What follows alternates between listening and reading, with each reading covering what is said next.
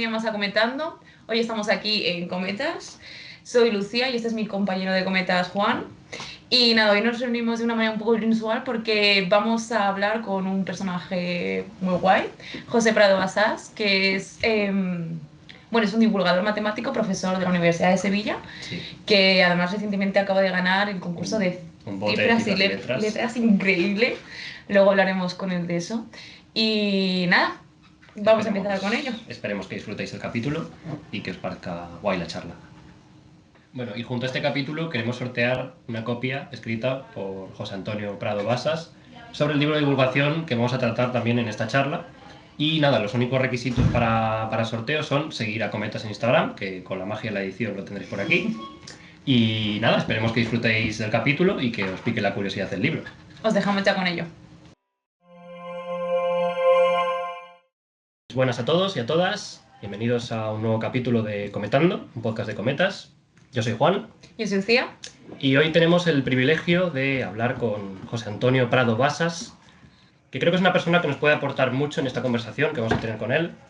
Algunos le conoceréis porque le tenéis en clase, otros habréis leído algo suyo, ya sea en su blog, en su libro, u otros le habréis visto en la televisión. De cualquier forma es una persona que nos puede dar mucho valor. Así que nada, muchas gracias por aceptar la invitación, José. ¿Y qué tal? ¿Qué tal estás? Muchas gracias a vosotros por invitarme. Pues mira, bien, aquí echando el ratillo con gente como vosotros, sobre hablar sobre mates un poco y sobre todo lo que surja. Sí, yo creo que un poquito vamos a poder hablar de muchos temas porque tienes un perfil muy interesante. Si lo quieres comentar un poquito. Bueno, como queráis. Bueno, yo me presento entonces, yo soy José Antonio Prado. Sí.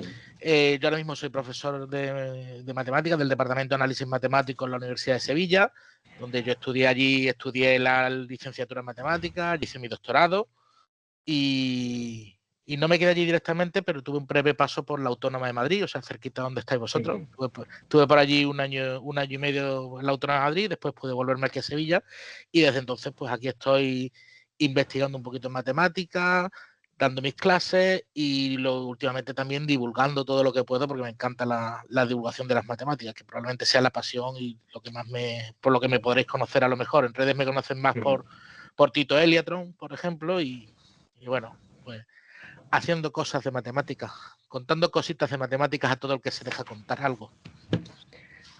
Bueno, nosotros también hacemos divulgación de matemáticas. Exactamente, por eso estamos aquí. Sí, Que por eso estamos todos aquí hoy, sí. Gauss los cría y ellos se juntan. Eso ya es así. Y nada, pues queríamos preguntarte primero Venga. cómo fue tu experiencia como alumno de matemáticas desde los inicios del todo, en el Pues cole, en la Sí. Insti, o sea, en el Insti y luego en la uni. yo sé, o sea, yo es que he sido una persona peculiar para eso, ¿vale? O sea, tened en cuenta que mis padres eran los dos profesores de matemáticas de instituto. Entonces yo me recuerdo a mí mismo con 3 años. En aquella época no existían los móviles y esas cosas que hay ahora, entonces tenía una pizarrita pequeñita y yo con 3 años jugaba a poner ceros en los exámenes de matemáticas a la gente. Ese era mi juego, ¿vale? O sea que a partir de ahí empezamos a hablar ahora, ¿vale?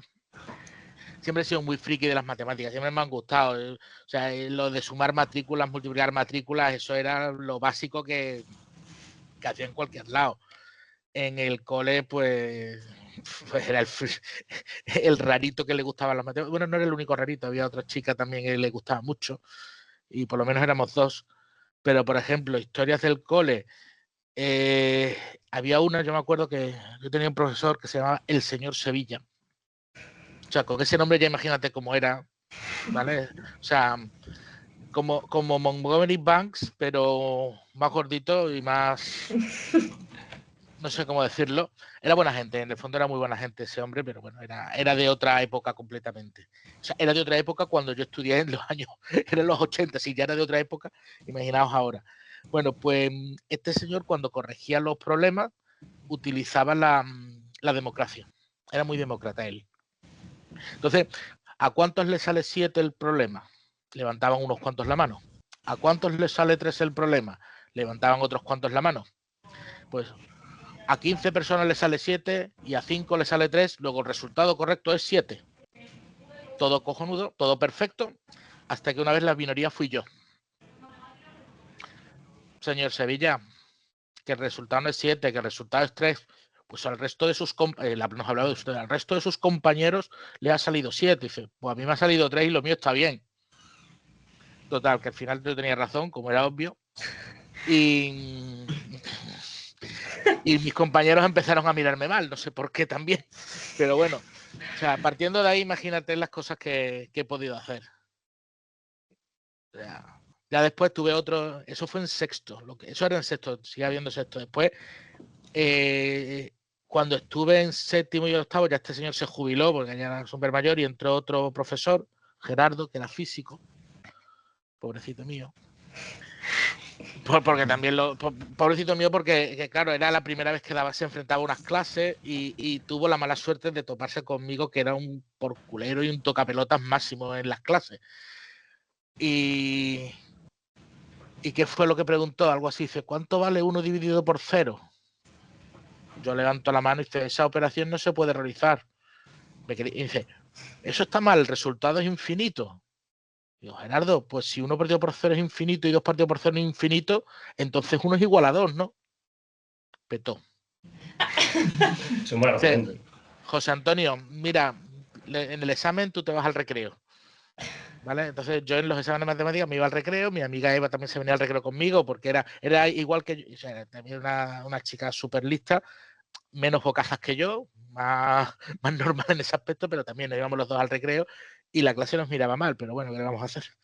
Ese fue mi paso por el colegio y mi relación con las matemáticas del colegio, así que a partir de ahí ni te cuento. Pero tus profesores, o sea, tus padres eran profesores de matemáticas del instituto, pero habían estudiado mates, eran estudiantes de mates de verdad. Sí, ¿no? Los dos Claro, tuvieron mates. Los dos, sí. O sea, Sí. sí, me entiendes. En esa época no había otra alternativa. En esa época incluso los que se metían a dar clases de matemáticas que habían tenido otras titulaciones eran de verdad matemáticos, de vocación. No es como ahora, tú sabes, que ahora se mete cualquiera a dar clases de matemáticas. No, es que me extrañaba que alguien que no haya tenido un contacto con las matemáticas en serio sepa que 1 entre 0 es infinito así de la nada. No, se ten en cuenta eso, que yo en mi casa tenía una biblioteca entera de libros de matemáticas. Yo, por ejemplo, cuando estaba en la facultad, a mí no me hacía falta ir a la biblioteca. Yo iba primero a la de mi casa. O sea, yo salía de mi habitación, me iba al cuarto donde estaban todos los libros, miraba allí, cogía uno y me iba. O sea, no me tenía que ir a la... O sea, esa ventaja era brutal. O sea, era una ventaja brutal. O sea, de hecho, por ejemplo, yo no estudiaba matemáticas, yo no estudiaba matemáticas, no estudié nunca matemáticas hasta que no llegué a la universidad. O sea, no tuve necesidad de estudiar matemáticas. Ya. Has estado en contacto con ellas desde siempre. Eso es fundamental. O sea, es que digo, las tengo por las venas. Eso lo decía alguien. Yo no tengo glóbulos rojos, yo tenía números por ahí o algo así. Pero ¿y yo qué le vamos a hacer? Me gustan. ¿Y en casa te daba mucha caña con las mates? ¿O va? simplemente lo veías como un juego y Era un tus juego, padres ayudaban a eso? Era un juego y ellos fomentaban el juego. ¿No? Nunca me han fomentado la competitividad, ni mucho menos. De hecho, por ejemplo, yo fui a las Olimpiadas y no hice nada. En las Olimpiadas yo no hice nada. Quinto, sexto en la una y 20 por ahí, yo qué sé. Tampoco nada del otro mundo. Pero sí, mis padres sí me contaban historias, me contaban cosas, pues hablábamos y vamos, lo mismo que hago yo ahora, contarme cositas de matemáticas. Y claro, yo los veía a ellos pues preparar las cosas y me acercaba y miraba y escuchaba. Mientras mi madre, yo era pequeño, mi madre se preparaba oposiciones, pues yo me ponía a su lado a escuchar lo que ella decía, lo que ella contaba y los temas y se me iban quedando cosas, pero por curiosidad. O sea, pero porque me han gustado, simplemente por eso. Porque siempre me han gustado, se me han dado bien además. Y he tenido la suerte que se me han dado bien. Soy un puto friki de las mates, si es que no lo puedo evitar. Somos todos unos putos frikis. Creo que todos aquí... No pasa nada. Ya, por lo menos, yo sí, pero yo, es como todo, yo creo que a todos nos ha pasado. Yo al principio me sentía raro hasta que llegué a la facultad y digo, mira, hay más gente como yo. Yo tenía curiosidad sobre todo eso, cómo es crecer con los padres matemáticos, porque aquí en la facultad me doy cuenta que yo siempre hago la coña que somos como una secta, aquí hay familias de matemáticos enteros, entonces para alguien, son dos figuras muy distintas, la persona que ha crecido toda la vida con matemáticas, que lo lleva, como tú dices, en la sangre, y los que nos encontramos en este mundo nuevo cuando entramos a la universidad, o sea, ¿cómo era tener unos padres matemáticos, siendo sincero? No, vamos a ver, yo de cara a mi formación matemática espectacular, porque yo les podía preguntar cualquier cosa de matemáticas y me respondían. Cualquiera de los dos me contestaban sin ningún problema y me ayudaban a preparar cosas. O sea, cualquier duda, por pequeña que fuera, pues eso es una gran ventaja. O sea, es tener dos profesores en tu casa. O sea, dos profesores particulares para ti. Es que claro, como yo me lo imagino, es como que desde pequeño te ha enseñado pues realmente matemáticas, o sea, y Claro, papá, y ¿por encima, qué esto es esto? Y te explicaban la idea profunda de eso. sí, pero Sí, qué también es guay. cierto pero también porque yo preguntaba, a mi hermana no le han gustado las matemáticas y ha sobrevivido a las matemáticas como ha podido. O sea, y ya está. Oye, y las ha sacado honrosamente y muy bien, pero no es lo mismo. Y No. somos de la misma, somos hermanos, ¿eh? Pero ya está, es eso. A mí me ha gustado ella, ya le han gustado más otras cosas y se ha dedicado a otras cosas. Pero ninguno de los dos nos han empujado a ningún lado, ninguno de los dos nos han simplemente nos han empujado a hacer lo que nos guste. Y si me gustan esto, pues mira, aquí ando. Y en el tema del instituto, que bueno, justo te has quedado ahí en el cole, ¿no? Pero Sí, luego, como que has extendido diciendo que hasta la universidad realmente no estudiaste bueno, matemáticas. O sea, yo lo claro, digo más que nada porque yo, por ejemplo, ahora estoy en la carrera, pero yo es que en el sí, instituto llegué a tener una crisis contra las matemáticas. Yo estaba en segundo de bachillerato y estaba, que por un lado quería estudiarlas porque veía mucha divulgación y demás, pero por otro me estaba enfrentando a ellas, bueno, más bien a lo que nos pedían, a lo de la EBAU y todo este tema. Entonces quiero claro, saber más o menos tú cómo lo llevaste eso, o si no fue un problema para ti.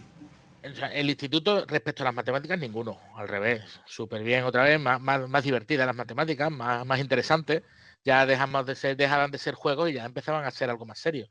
También es verdad que los profesores ya empezaban a hacer cosas más serias. Entonces, ahí Mm. tuve casi mi primer suspenso y único suspenso, me pusieron un 5. Digo, me pusieron un 5 porque no me merecía el 5, me merecía bastante menos. Pero como era la máxima nota de la clase, digo, yo creo que el profesor dijo que querría probar a alguien y me aprobó a mí, de alguna forma. Pero, pero eso, ya está, ahí aprendes otras cosas. Aprendes un poco, yo ahí aprendí un poquito de eso, que las matemáticas son más serias. También tuve la suerte después yo el instituto que hice, yo hice el BUP antiguo, que es el equivalente a tercero, cuarto de la ESO, primero y segundo bachillerato. Entonces, yo entré en primero y segundo en un instituto que es el Martínez Montañés de Sevilla y allí estaban haciendo también el bachillerato internacional, que este bachillerato y yo me metí ahí también. Y claro, ahí coincidí éramos 23, 24 en clase, que a mí me gustaban las matemáticas, pero otro es ahora cirujano torácico allí en Madrid, el otro está de cirujano de médico en Bélgica, yo qué sé, estamos por todos lados ahora. O sea, era gente muy buena, cada una de su padre y de su madre, cada una con sus cosas, pero todos éramos gente que nos gustaba estudiar y que lo hacíamos bien. Entonces, pues eso fue espectacular. O sea, encontrarme con ese ambiente de gente. Claro, pero Y las eso, mates. perdona, no, Sí, sí, continúa, dime. continúa. O No, te sea, decía esto, que ese ambiente estuvo muy bien y en particular con las matemáticas, pues también ahí tuve contacto con profesores ya de verdad matemáticos ya, o sea, y gente que sabe explicar muy bien las matemáticas y que me enseñaron matemáticas ya más serias. ajá. Yo es que, por ejemplo, lo comparo con mi experiencia, que, o sea, no voy a decir que fue horrible porque tampoco es así, pero al final como nos teníamos que ceñir mucho, sobre todo en segundo de bachillerato, al tema de la EBAU y demás, todo lo que tenía que caer ahí, como que no acabé por disfrutar todo lo que me tenían que contar. No sé si me explico. O sea, como que era Sí, no, todo, pero como que el eso temario era pasa. muy recto, ¿no? Y... Sí, eso pasaba entonces también. Y yo en lo que era COU, lo que es ahora universidad, o lo que era COU también, nos enseñaban, o sea, nos preparaban para hacer la prueba de selectividad entonces. Pero en matemática a mí me da igual. O sea, yo tuve problemas con la selectividad con inglés, con física, por supuesto, y con estas cosas, pero en matemática yo no tenía problemas. Después sí, porque creo que saqué un 7,2 en matemática, que fue la nota más baja que saqué en selectividad, pero por idiota, por tonto, por ir de sobrado, claro, que es lo que suele pasar con estas cosas. Bueno, en selectividad siempre pasan cosas muy Sí, raras. sí. No puedo más. Partiendo de ahí ya... Sí, no, yo, o sea, fíjate, yo me metí en matemática y mi mejor nota fue comentario de texto y fue el segundo comentario de texto que hice en mi puñetera vida, segundo y último, no hice más y saco un 9,5 y en matemática un 7,2, no me acuerdo qué fue, una cosa así. Pero vamos, total, en matemática en esa época te regalaban globitos para entrar. Tú decías, quiero entrar en matemática, te regalaban globitos, te cogían, te encadenaban. O sea, necesitaban gente entonces. O sea, se entraba con un 5, por ejemplo. Esa presión no la Ya. tenía, por ejemplo, esa presión yo no la tenía. O sea, yo no tenía presión por entrar en matemáticas. O sea, yo lo tenía muy claro. Yo iba a hacer matemáticas. De hecho, la petición mía de selectividad era matemáticas en Sevilla, medicina en Sevilla en segundo lugar. No sé por qué, porque todo el mundo decía, y con esa nota que tiene, ¿qué vas a hacer? ¿Matemáticas? ¿Vas a desperdiciar en matemáticas? Digo, venga, pues yo pongo medicina, la pongo en segundo lugar después de matemáticas. Matemáticas en el resto de Andalucía y medicina en el resto de Andalucía. Esa fue mi petición. Yo creo que alguien se tuvo que... Fue del estilo también. Sin medicina, pero sí, era matemáticas en todos los lugares del mundo, luego física en todos los lugares del mundo y luego matemáticas en el resto del mundo, pero matemáticas. Física no lo contemplaba bajo ningún concepto. Ya sí ¿Por lo qué no? contemplé. Porque, Sí, no, en esa Hice el época... doble, yo me puse el doble. Es verdad. No, en mi época primero no existía el doble y jamás lo hubiera hecho yo el doble. O sea, yo con la física he tenido una relación de odio al principio y ahora no me importaría estudiarla. Ahora que he aprendido matemáticas, ahora que estoy dando clases a físicos y demás, ahora sí que me molaría estudiarla, pero en su momento no. Era odio, vamos, y en la carrera, la asignatura de física de la carrera, no, déjate. Peor que los de álgebra. Peor que álgebra. Mira con lo que dices. Se nota que eres analista, ¿eh? Sí. No seréis cero naturalistas, ¿verdad? Yo sí. Gentuza. A mí es que me gusta mucho la lógica matemática. Entonces. Y además estoy haciendo computación. Pero Entonces, ¿tú qué dices? ¿Que cero no es natural? Yo lo digo yo y lo dice cualquier persona con dos dedos de frente. Gracias. mentira. Lo siento, tío. En todas las Cero. formalizaciones de las mates, el cero es natural. Históricamente, el cero no es natural. Históricamente tardó muchísimo en descubrirse. O empezar a pensar en la idea Vamos a del ver, cero. ¿tú te imaginas a un neandertal diciéndole he cazado 0 mamuts? Sí, puede volver sin caza, lo está contando. Pero eso. No he cazado. Da Exactamente. igual, pero se puede utilizar. No vuelva. Se puede Sí. utilizar. También dice, he cazado menos un mamuts, el de mañana ya. Me alegra Eso no ver es que nos natural. entendemos. Yo opino exactamente lo mismo. Nos divertimos mucho con eso, yo me divierto mucho con eso. Y, Pero bueno, pero vamos, lo dicho, en el instituto yo me lo pasé muy bien. O sea, las matemáticas eran, se me abrió un nuevo mundo, una nueva historia. No necesitaba estudiar, tú tenías la suerte de que con lo que me daban en clase, con lo que hacía en clase, después me valía. Y apenas tenía que estudiar, vamos, de vez en cuando hacía un problemita por aquello de cubrir el expediente, pero no me hacía falta. Yo no estudié matemáticas en el instituto. No me hacía falta. Yo las he estudiado, pero como más como. Lo típico que te tienes que poner a estudiar lengua y dices. Deberías pasar mates, ¿sabes? No, tengo que hacer lengua, tengo que hacer comentario de texto, porque no hago mejor un problema de matemática que es más divertido que el de 2 temas después.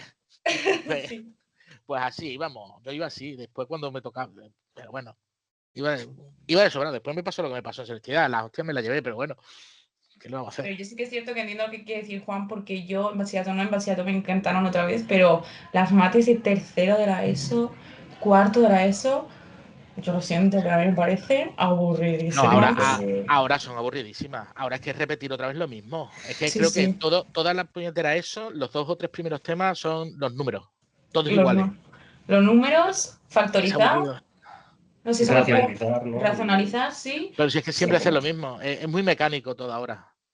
Aprender No, las leyes, cómo se hace una raíz cuadrada a mano. Yo me acuerdo que con ese tema era como.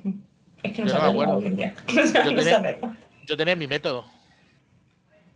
Tu método propio, inventado por Sí, ti. sí. Ah, eso lo dice en el libro. Sí, o sea, no sé, en algún sitio, en algún blog, en algún sitio. Yo lo he leído. O sea, raíz de 95, pues está entre 100 y 81, pues ya sé que es 9, algo. Y ahora con la calculadora mismo iba buscando 9,5 al cuadrado, iba buscando por exceso o por defecto y iba añadiendo decimales poco a poco, pero una mezcla entre el método de la bisección y la lógica y el sentido común. Joder, yo no. Si es, por ejemplo, si es raíz de 91, pues yo sé que está más cerca de 10 que de 9, pues no voy a empezar a probar con 9,1, empiezo en 9,5, por ejemplo, cosas así, un poco, pero por sentido común. Y probando, pues ya tienes 2 o 3 decimales en un ratito, en un momentito. Tienes probablemente en menos tiempo del que alguien que se sepa el método lo hace, lo tengo yo. Ya te digo yo, porque si recuerdo algo de ese método es que era horrible. Horrible. Yo no me acuerdo. No, yo tampoco. Pero bueno, lo importante no es saber, sino tener el teléfono del que sabe. Esto lo dice un colega mío. Es buena. Entonces, o sea, enlazado con esto del instituto, o sea, aparte de que el temario, o sea, estamos de acuerdo en que no es el adecuado, ya sea por exceso o por defecto. En vuestra época es diferente a la mía. En la mía estaba bien, se explicaban las cosas bien y era interesante. A mí me resultó interesante. ¿Vale? Ahora yo reconozco que que es un petardo. Pero ¿Tú has dado clases ese a chavales de instituto? no. O sea, he dado muchas charlas. Mi mujer es profe de secundaria también y da un montón de charlas. Muchos de mis amigos de la carrera también dan clases y, bueno, pues hablo mucho con ellos. O sea, que el mundo lo conozco. Y mis padres han sido profesores de instituto. Mi padre después de universidad también. Pero, o sea, que el mundo lo conozco. ¿Vale? Y se nota mucho esa diferencia de esa época, de cuando yo estudiaba, como es ahora. Un poco la profundidad y todo eso que se daba es diferente. ¿Y crees que ahora mismo se enseñan bien en el Instituto de las Matemáticas? ¿Crees que o sea, bueno... En términos generales. Sí, o sea, sin particularizar, pero... En general, yo creo que en general sí. En general no se enseña mal. Vamos a ver, el problema es que, claro, cuando tú... Es que yo aquí diferenciaría, o sea, no en particular, pero diferenciaría dos tipos de profesores. El que tiene una formación matemática o el que tiene un gusto de verdad por las matemáticas, vamos a dejar la formación, el que tiene gusto por las matemáticas y el que no, el que está ahí porque es la salida profesional que se ha encontrado. Entonces, el que de verdad está ahí por vocación, la persona que está por vocación, pues normalmente se busca la vida para explicarlo bien, casi siempre. Salvo, como en todos lados, hay excepciones, pero la mayoría de la gente pues se busca la vida. Esto que hablaban de las matemáticas socioafectivas, las matemáticas, eso lo venía haciendo todo el mundo. Todo ese tipo de personas lo venía haciendo. Cada uno a su forma, desde su humildad, desde sus posibilidades, pero cada uno iba metiendo sus cositas poquito a poco.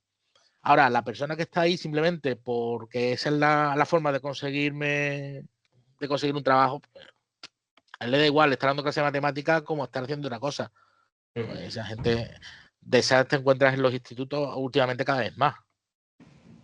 Que te dicen, no, por ejemplo, yo voy a dar todo, me voy a dedicar a hacer problemas de selectividad y ya explicaré la teoría cuando surja. Conversación real, basada en hechos reales, ¿vale? Hostia. Claro, es lo que tú decías, o sea, tú no estás enseñando matemáticas, tú estás enseñando a pasar un examen. Después, cuando llegue un momento, o sea, un problema de geometría, ¿qué pasa? ¿Te lo vas a tener que aprender de memoria? Geometría tridimensional, que personalmente para mí era lo más sencillo.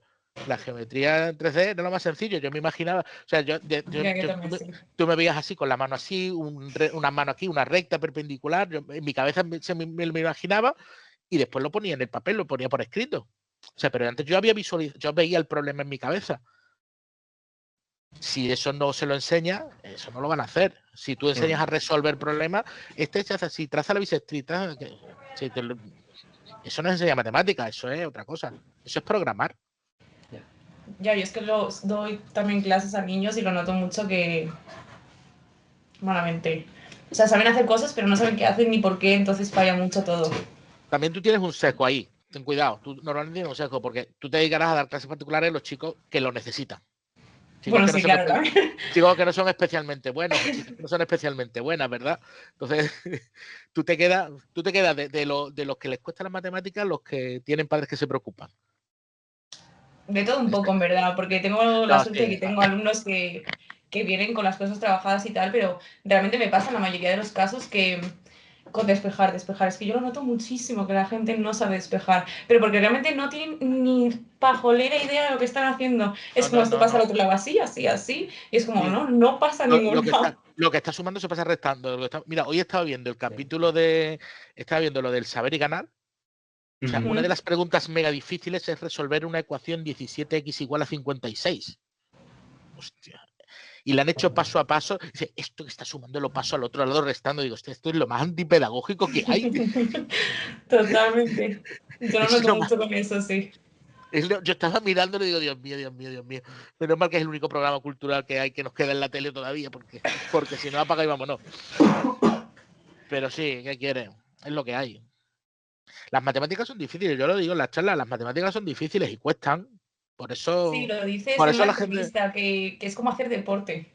Sí, o sea, a mí hacer deporte me cuesta una barbaridad, por eso no piso un gimnasio ni aunque me pongan ahí cervezas en medio. O sea, pues las matemáticas duelen. Coño, hacer una cuenta te puede costar. O sea, vosotros lo sabéis, vosotros estáis estudiando matemáticas y sabéis que no es fácil, pero a los que nos gusta, pues igual, al que le gusta el deporte y le gusta jugar al fútbol y ser profesional del fútbol, pues enhorabuena, chaval, pero eso no conmigo. Por eso yo entiendo ya todo, entiendo un poco de todo. Lo que pasa es que las matemáticas pues, también te sirven para para ir por la vida un poquito más, con más conocimiento y para que te engañen un poquito menos. Eso, por ejemplo, es lo que yo intento darle cuando doy charlas a niños, es lo que intento que se queden. ¿Para qué sirven las matemáticas? Pues para que, por ejemplo, para que no te engañen cuando vas por ahí. Para tomar mejores decisiones. Eso es, digamos, el leitmotiv de todas las charlas que doy a niños es eso siempre. También porque yo nunca sé qué responder a esa pregunta. Ya. Yo sí, A un niño yo cuando era ya, eso, cuando me dice, ¿y esto para qué me sirve? Y yo, te podía explicar tanto, pero claro, así para que yo a ya ti te tengo la parezca respuesta. importante. A mí últimamente cuando me dicen, ¿y las matemáticas para qué sirven? Me digo, para ganar cifras y letras. Muy buena esa, ¿eh? Y además está certificado para decirlo ya. Por eso. No, pero en el fondo yo se lo cuento eso, les pongo, yo qué sé, les cuento algunas historias, doy charlas, por ejemplo, de magia y matemáticas y les cuento historias y demás y les digo, pues sirven para eso, para que no te engañen, para que cuando te digan en la tele una cosa, tú digas, me estás engañando. Eso no es así. Y yo lo sé. O sea, ese tipo de cosas, por lo menos, algo muy básico.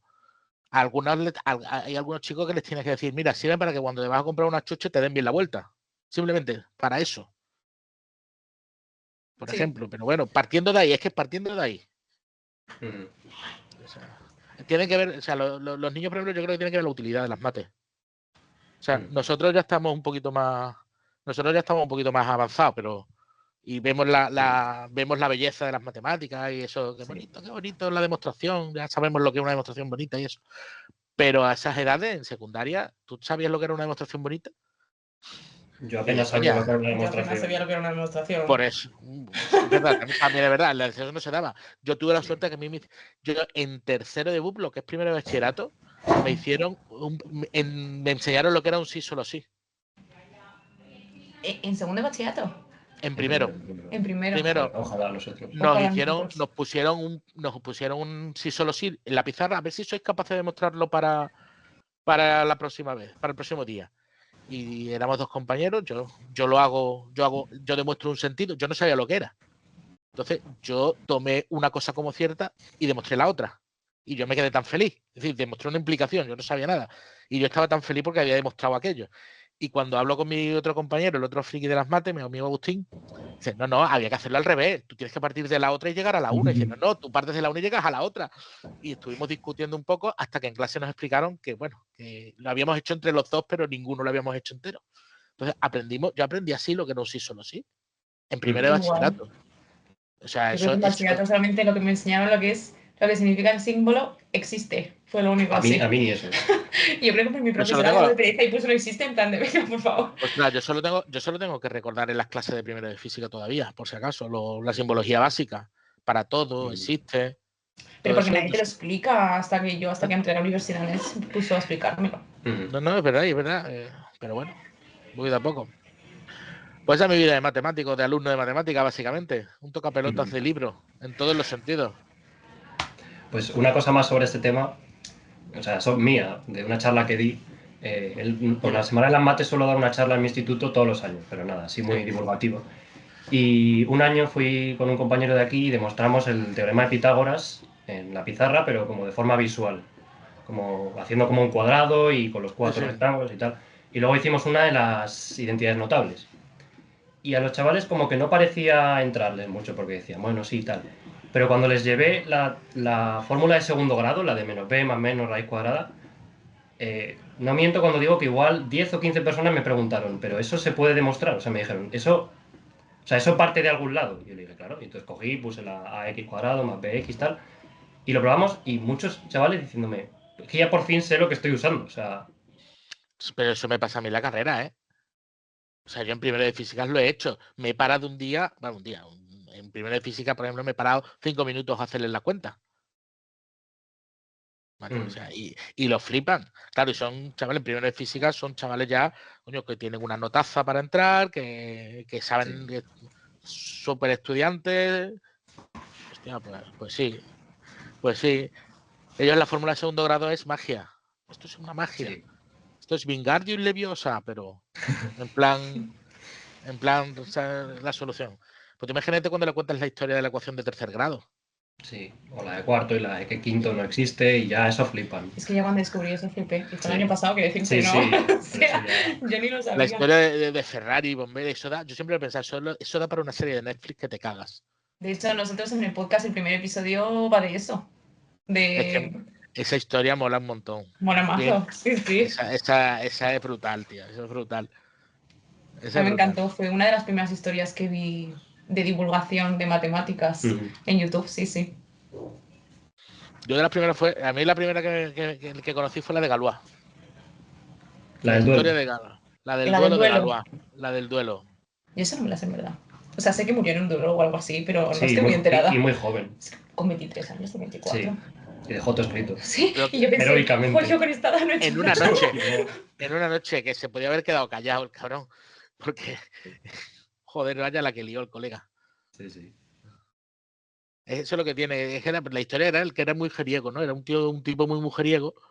Y todas las noches le gustaba estar pues con una chica nueva, hasta que dio con la hija de alguien que no debía en la época. Y ese alguien dijo, no, Dios mío, el honor de mi hija, por favor. O algo así. Si no es la hija, la mujer o el dueño de esa mujer. Entiéndeme lo que quiero decir con eso. La Sí. crítica que quiero hacer de eso. Y bueno, pues ya está. Ese señor resultó ser un general del ejército y no tuvo otra cosa que retarse a duelo con él. Pues allá tú. Bueno, es que los matemáticos pasan en historia por ser gente curiosa. Y por morir pronto. Y morir muy pronto. Y por causas muy raras. Sí. Sí, ahí tenéis a Arquímedes. Sí, o Gödel. Bueno, hostia, O eso. Bueno, ese es más contemporáneo, ¿no? Pero... Sí, bueno, Gödel y. Bueno, sí, vamos a dejarlo. No nos vamos a inventar. En fin. Bueno, decidme más cosas. Que Pues, cuente. relacionado con también el tema del instituto, o sea, por ejemplo, en mi caso, yo estaba muy desencantado con las matemáticas y a mí me vino muy bien la divulgación a la que podía acceder por YouTube.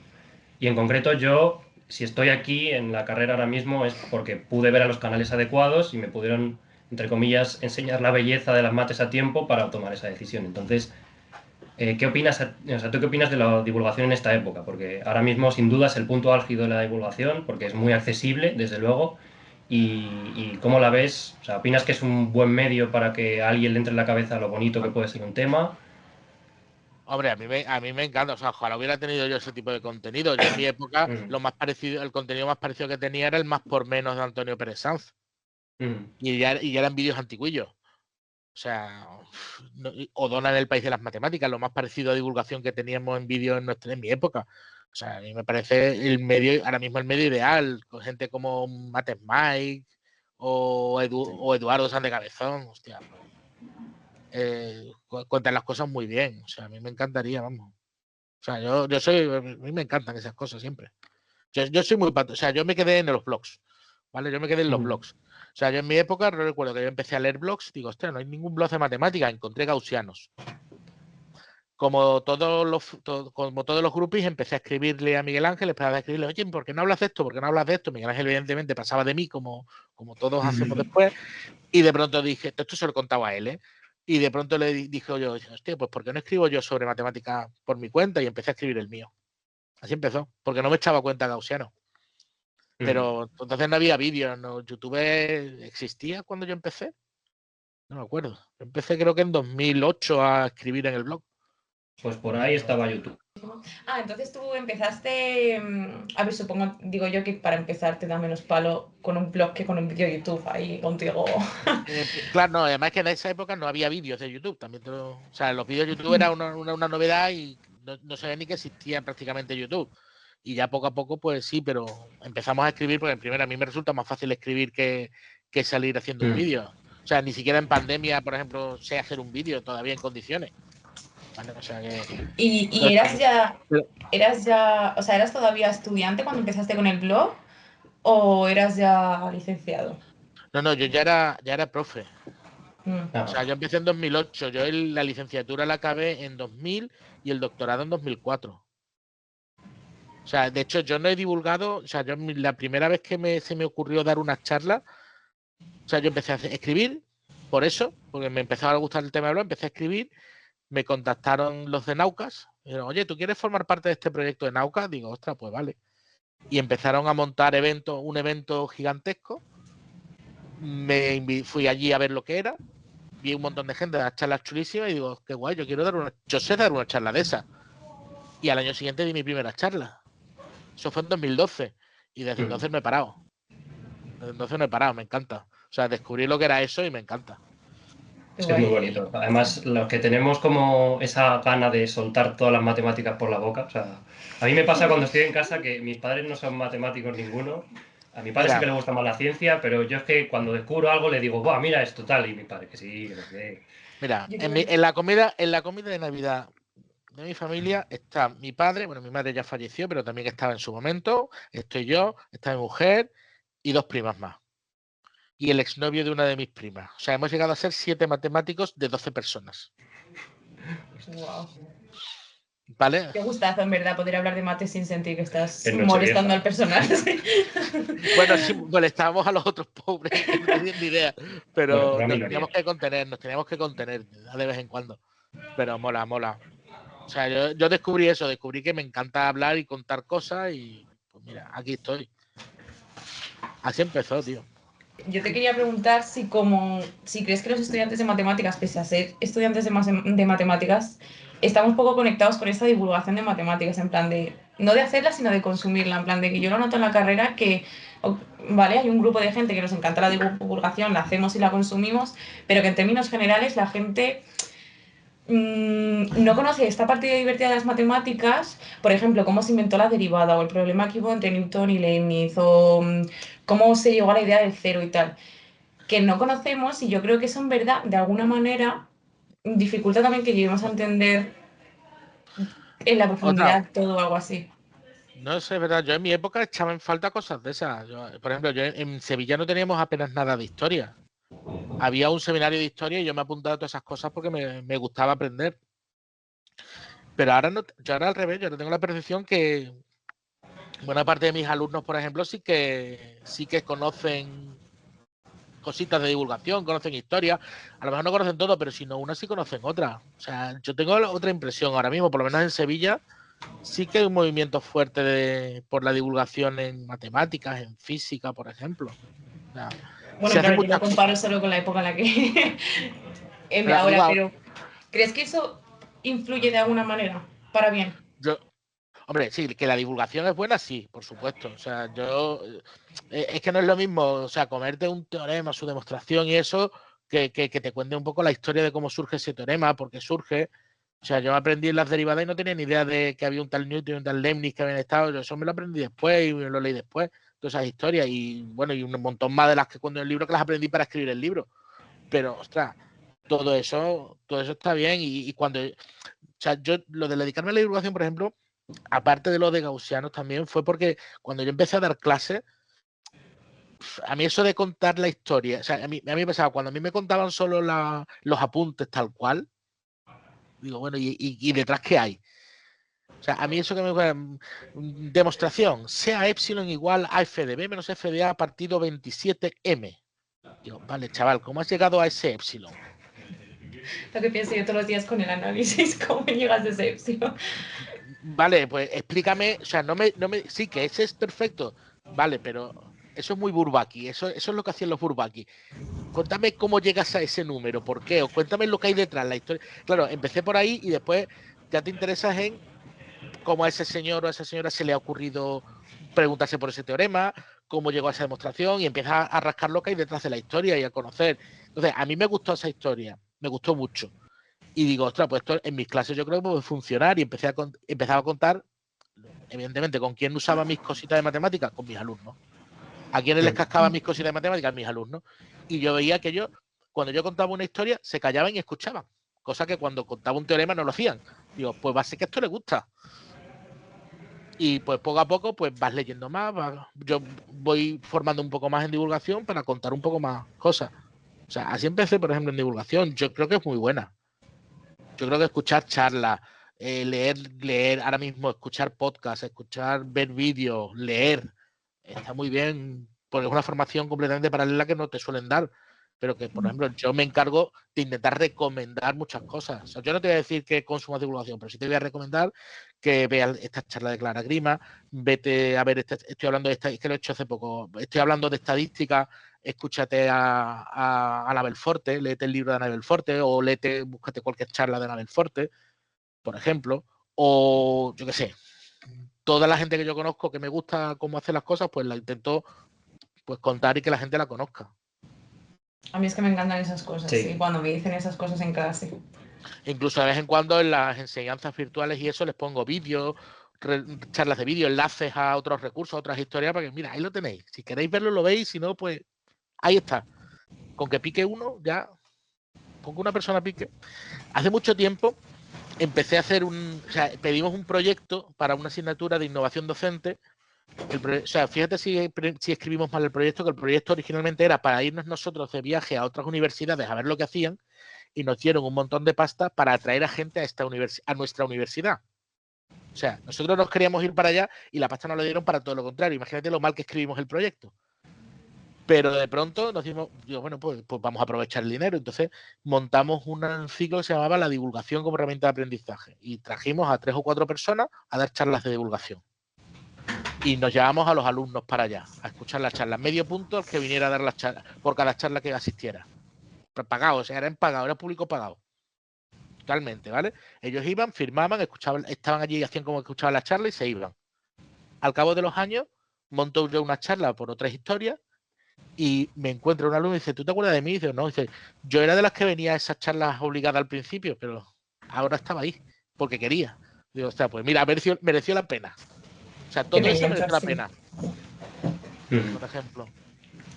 Pues sí, o sea, yo considero también que es eso, muy importante mezclar historia con la propia teoría. Y con esto quiero dar paso a hablar de este maravilloso libro que tenemos aquí, que te sonará de algo. Ahí el chungo del bando de Leibniz era Bernoulli. Usaban infinitésimo y dice, es que a veces esto es cero y lo puedo quitar de en medio como cero y a veces puedo dividir entre él. Pero la idea era esa. Pasan cosas raras. Para mí es la paradoja del chorizo. De hecho, me cuesta llamarlo la paradoja de Aquiles y la tortuga. Ya he ganado, ya he hecho lo que quería. A partir de aquí me lo voy a pasar bien. Y fue lo que hice. O sea, a partir de ese momento era pasármelo bien. Y literalmente me lo pasé bien. Y lo del bote ya fue una pasada.